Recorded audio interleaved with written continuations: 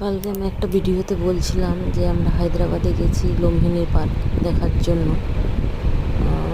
হায়দ্রাবাদে গেছিলাম, সেখানে লুম্বিনী পার্ক নামে একটা পার্কের নাম আছে, সেখানে গিয়েছিলাম। সেখানে হুসেন সাগর নামে একটি বোটিংয়ের উঠেছিলাম। সেখানে সেই হুসেন সাগরের মাঝে বুদ্ধ টেম্পেল ছিল, বুদ্ধের যে মূর্তি ছিল সেইটারই মূর্তি দেখাচ্ছি। এইটাতে দেখুন, ভিডিওটাতে একদম মাঝে,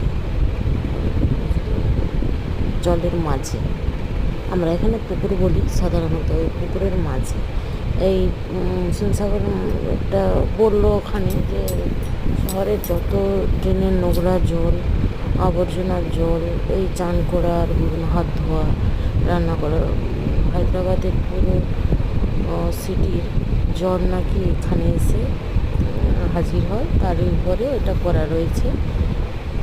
এবং ওই যে নোংরা টোংরা আসে, এটা আবার পরিষ্কার করারও দেখলাম, পরিষ্কার করার কোনো যন্ত্র চলছে, সেইভাবে পরিষ্কার করা হচ্ছে। তার মাঝে এটা একটা পার্কের মধ্যে রেখেছে, সবাই দেখতে যাচ্ছে।